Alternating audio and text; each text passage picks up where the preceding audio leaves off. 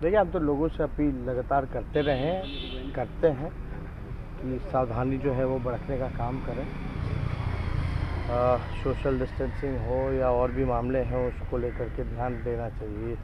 हम लोगों का पहले भी इलेक्शन कमीशन को कई बार हम लोगों ने राय भी दिया था कि जितने वोटर्स जो हैं उन सब का जो है हेल्थ इंश्योरेंस कराया जाए।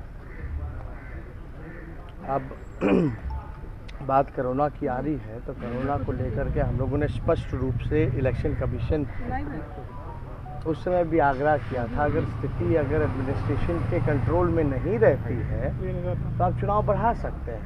हम कोई हार्ड एंड फास्ट में नहीं थे, लेकिन अब चुनाव है तो चुनाव लड़ना ही है। इलेक्शन कमीशन का जो फैसला हुआ उसका हम लोगों ने स्वागत किया, लेकिन इसको लेके हम लोगों ने कई बार जो है राय दिया है। आपकी भी सभाओं में बहुत भीड़ हो रही है, तो ऐसे में कितनी आप किसी को रोक तो नहीं सकते। आप के हाथ में डंडा है नहीं, आप क्यों रोकिएगा किसी को? कोई स्वयं अगर आ रहा है सुनने तो आप नहीं रोक सकते हैं। और ये जनसैलाब जो आ रहा है ये पूरी तरीके से बदलाव होने जा रहा है, ये स्पष्ट बताता है। अब मुख्यमंत्री नीतीश कुमार जी कहते हैं कि पैसा कहाँ से आएगा। एक तरफ कहते हैं कि बिहार सरकार के पास पैसा नहीं है, और दूसरी तरफ कहते हैं कि वो नौकरी देंगे, भत्ता देंगे, बेरोजगारी भत्ता देंगे। मतलब दोनों बात कह रहे हैं, क्लियर उनका स्टेटमेंट नहीं आ रहा। अगर बिहार सरकार के पास पैसा नहीं है तो आपने 15 साल क्या किया? सृजन घोटाले में लुटाया, 60 घोटालों में लुटाया। हम स्पष्ट रूप से कहना चाहते हैं कि बिहार का बजट, लोग हमसे सवाल पूछते हैं, मेरा दायित्व है लोगों को बताना कि 2,11,000 करोड़ का पिछले बार का बिहार सरकार का बजट था। 2011 करोड़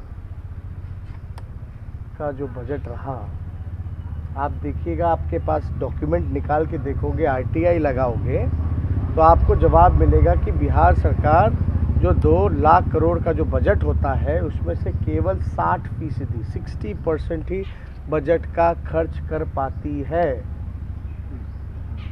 यानी 40% नहीं कर पाती है। और वो 40% अगर 2,11,000 करोड़ का अगर निकालोगे तो 80,000 करोड़ बचता है। तो ये ऑलरेडी बजट में तो इंक्लूडेड है ही।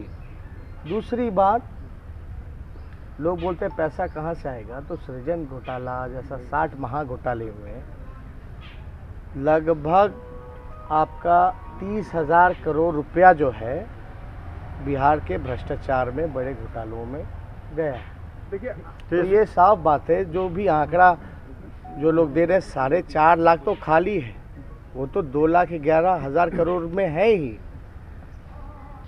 लेकिन जो 5.5 लाख जो राष्ट्रीय औसत, आप क्या चाहते हैं कि हम पद ना भरें, डॉक्टर अस्पताल में डॉक्टर ना हो, इंजीनियर ना हो, कंपाउंडर नर्स ना हो, सिपाही ना हो?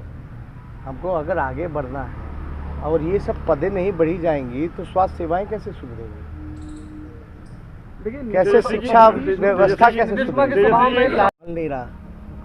अब कितनी बार बुलवाइएगा? मानसिक और शारीरिक रूप से दोनों तरीके से वो थक चुके हैं, अब उनसे बिहार नहीं समझ रहे। ओवैसी जी को कहना है, ओवैसी जी का कहना है कि सपने में योगी को हम दिखाई देते हैं, पाकिस्तान है और ओवैसी यही से दिखाई देता है उनकी सभाओं में। अभी कल भी भाषण दिया उन्होंने, योगी साहब ने। अरे ये हम ना इनका देखते हैं ना उनका देखते हैं। तेजस्वी जी, एक सवाल है कि हमारे सामने जनता का सवाल महत्वपूर्ण है। कोई व्यक्ति विशेष कौन सा मुद्दा दूसरे राज्यों से लेकर के आता है, ये हमारे लिए कोई महत्वपूर्ण नहीं है। महत्वपूर्ण ये है कि ये बिहार का चुनाव है। बिहार के चुनाव में मुद्दा सबसे बड़ा बेरोजगारी, कारखाना, पलायन, गरीबी, भूखमरी, लाचारी, बीमारी, शिक्षा, ये सारी चीज़ें हैं। हम जो हैं जनता को हमने विकल्प दिया है और क्या काम करेंगे, विजन हम लोगों ने सामने रखा है। आपकी सभा में कई जगहों पे हमने देखा है सुरक्षा का मानक नहीं है, नेता प्रतिपक्ष हैं और कई जगहों पे जो फ्रॉड है। आप देखिए, ये तो एडमिनिस्ट्रेशन का काम है, ये तो चुनाव आयोग के अंतर्गत ये आता है।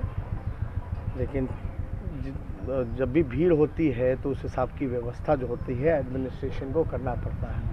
भीड़ ज़्यादा होने पे शौचालय की व्यवस्था, हो या आपकी सुरक्षा की व्यवस्था हो, जल की व्यवस्था हो, ये सब लोग करते हैं। लेकिन इलेक्शन कमीशन को ये बातें जो है ये कही गई हैं कि कई बार जो है बैरिकेड वगैरह तोड़ करके थोड़ी बहुत प्रॉब्लम बन, लेकिन अब जन से